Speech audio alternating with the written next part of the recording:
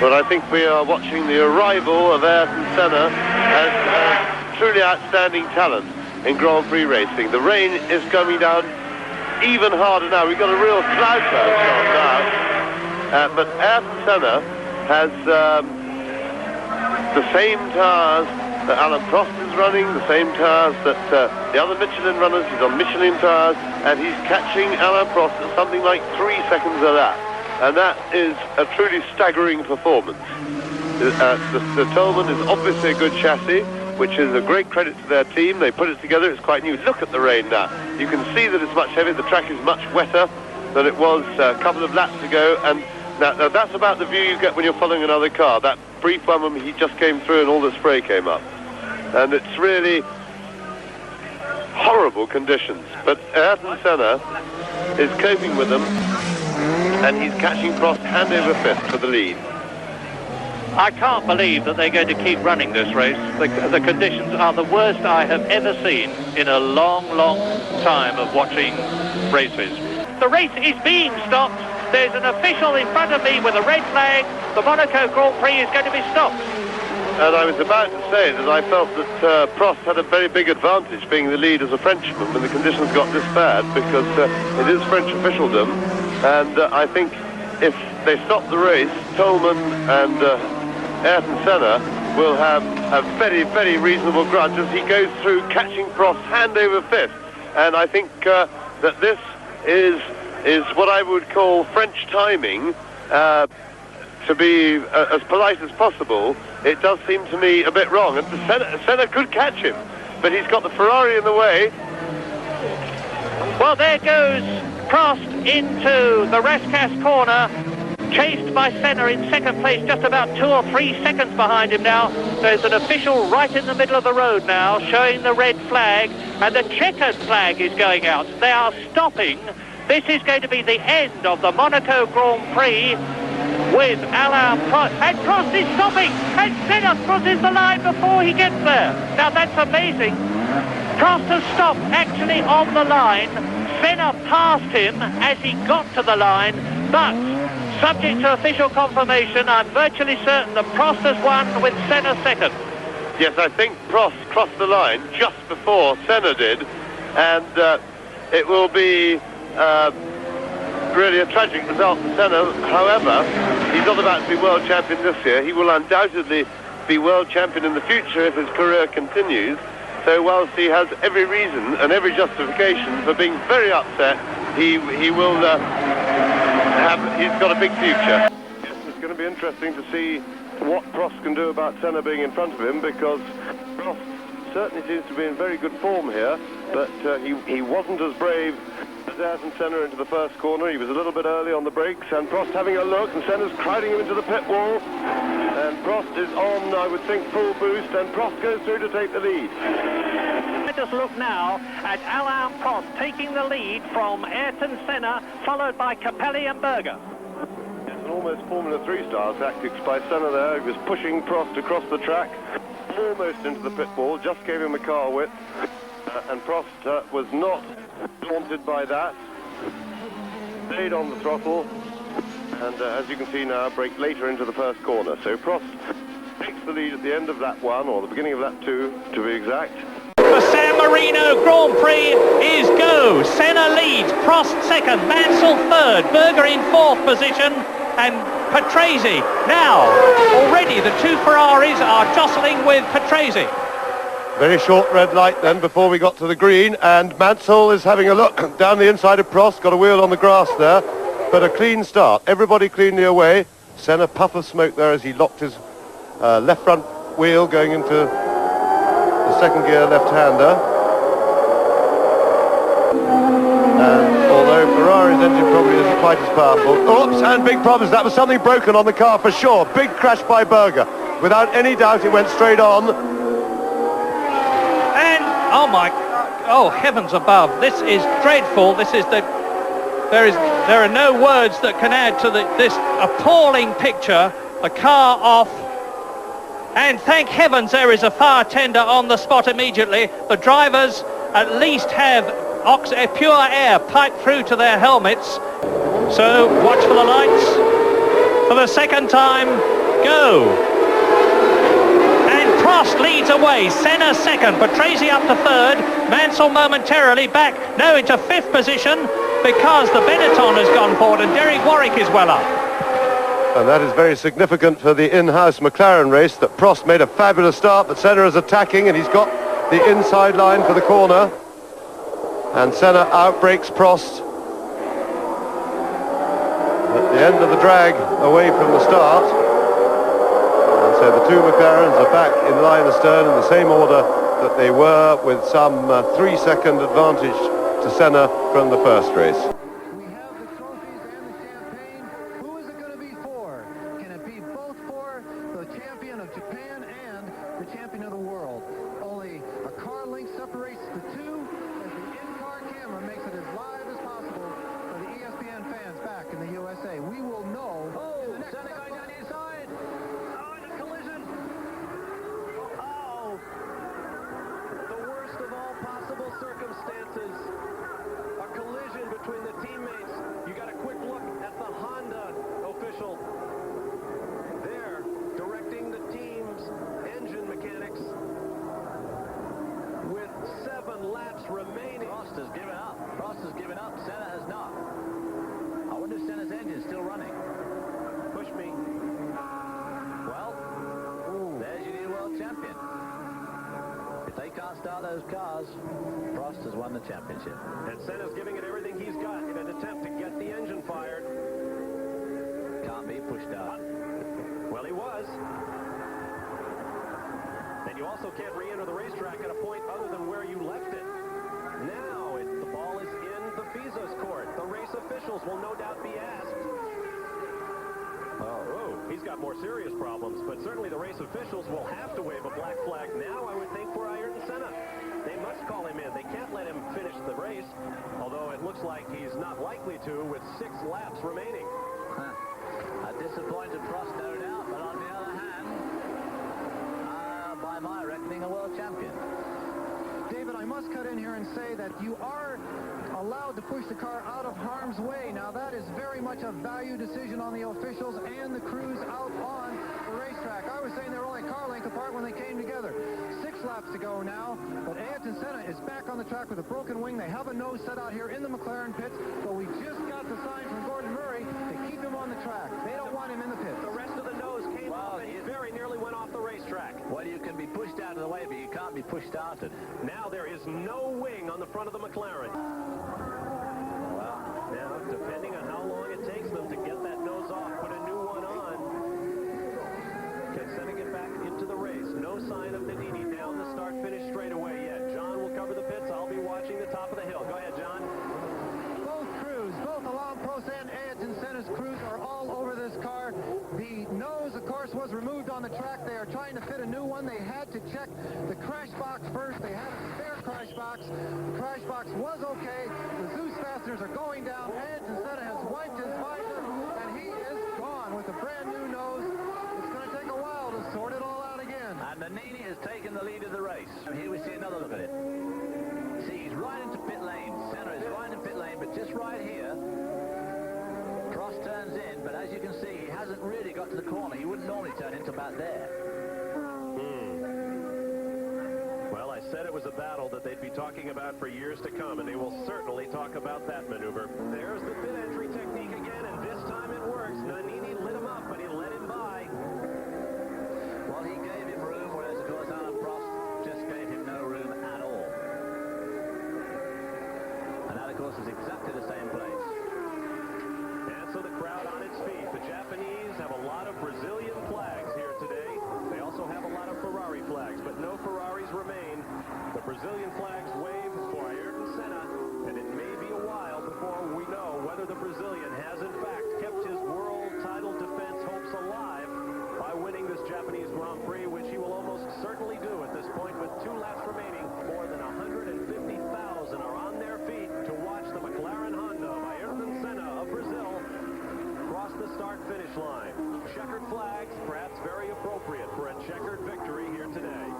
We've just been told that Ayrton Senna has been disqualified from the Grand Prix of Japan. Let's take another look at the critical moment in this race. With just a handful of laps remaining, Senna tried to overtake his teammate Alain Prost by using the entrance to the pit lane. Prost moved over on his line. The two cars locked together and slid off onto the escape road. Prost climbed from his cockpit, but Senna stayed in his and was push-started by the officials. And of course, push-starting in international racing is a no-no. And not only was he push-started, but he then drove on through the chicane, which is also an escape road, and rejoined after the chicane. And of course, he had a double black mark for a push-start and, of course, for going through the chicane the wrong way, and they ultimately disqualified him. That makes Sandro Nannini the winner of the race, and Alain Prost a three-time world champion. Here's John with the new champ. Alain Prost, welcome to another world championship. Congratulations. What happened out on the circuit? Today was a special day. I mean, I did a good job during the weekend to set up my car the best I could on race condition, and I think I did a good job on this side with my engineer, with my mechanics, and I just concentrated on the best start possible. And then after that, I've controlled the race very well. I mean, everything was very good, and was absolutely no way that I think Ayrton could overtake me. I was quite confident in front of him, and the only way he could pass was the way he tried, but it was impossible. I mean, it was too far behind. Of course, he continued, and there was a chance that he may be allowed to take a victory here. A lot of discussion up in the tower. What went on in the tower, Alain?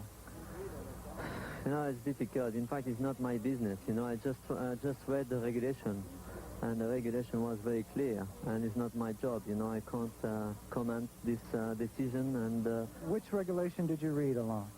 It's just that if you're pushed, you have to be pushed without any other mistakes or errors. But he has been pushed not on the track itself.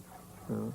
And I mean, ask the clerk of the course. It's not my job. I don't want to polemic about that. Well, I think I certainly speak for myself and all the fans of the United States and ESPN. Congratulations on an excellent World Championship. Congratulations, Alain. Thank you, and thank you for all my fans. We are waiting for the start of this 53-lap race. On the left is Ayrton Senna. On the right is Alain Prost. Behind Senna is Mansell. Behind Prost is Berger. The grid is clear. The lights go. And Senna sprints away, but Alain Prost takes the lead. It's happened. Alain Prost has taken the advantage. Senna is trying to go through on the inside, and it's happened immediately. This is amazing. Senna goes off at the first corner, but what has happened to Prost? He has gone off too. Well, that is amazing, but I fear absolutely predictable. Yes, and that makes Ayrton Senna world champion this year. So Ayrton Senna now, with Prost not finishing the race quite clearly, he's out of his car, stuck in the gravel pit. That, I'm afraid to say, is the end of this year's Drivers' World Championship in favour of Ayrton Senna. There's Prost running back, but it's all over for him. Well, that was predictable, I'm afraid. The man who got to the first corner first was going to be the world champion. Having said all that, of course, we could have a restart to this race. There's the two cars in a very dangerous position, and if the race is stopped, well, they're moving them, so if they get a move, and as yet there is no red flag. We're racing against each other so competitively to actually get on with each other and not fight in this way that's going on at the moment. I thought it was not possible, but I still think the same. But I think it's also not possible to handle with him, you know. So what can I do? I mean, I stop racing immediately at the end of the year, or I try to do my job and I don't think about him, you know. And I know it's a difficult situation, but I don't think I've done everything to reach this point. You've had 2 weeks to think about it. Do you think that he deliberately crashed into you? Absolutely, 100%. And I have, you know, a video here from the helicopter. I have the video from some people. I think it's very bad, you know, to try to prove the things. But I am a racing driver, a lot of experience, and I never lie. I never lie to the press. I mean, very often it was against me because I said things were a bit rude, a bit difficult to understand for a lot of people. But I never lie, and I can tell you he has done 100% deliberately. That's what I don't accept. If there were only 1% chance, I would say, okay, there is a doubt, but it is not even 1%, because it was a corner where I'm flat, you know, in 5th gear, and the only way he could do something, he cut the corner and he hit my wing, the rear wing. So in fact, he did not hit the right wheel or the middle of the car, he hit my rear wing without touching the wheels. That means he just pushed me behind. So, and then from this time, I don't want to speak anymore about that, you know, because it's no value for me, no value for the sport, for the team, for the Formula One, and I think it's very bad. But we reach a point where it's going to be very, very difficult to work very well. That's why I said, you know, after Japan, I still feel the same. I'm thinking of or retiring or to do something. Really? You're really thinking of that? Yeah, because it's, what can I do? I mean, you know, I have some children, and it is very bad for me to feel sometimes that my child, who is now 9 years old, could think that I am a bad boy, you know, I do something wrong in the sport, and they don't understand. I mean, I don't want to, I mean, Formula One is a part of my life, part of my career, but it's not everything. And I don't want to look like, I mean, we are very different, you know. I don't want to argue anymore, telling how he is, and he's going to say how I am, which is stupid, because I know how I am, you know, and even if you argue, you still have some, if you can demonstrate that one person is very bad, you still have some fans about this person, and it is no value anymore. But I'm thinking more about my future and about the life after Formula One. I think it's very bad.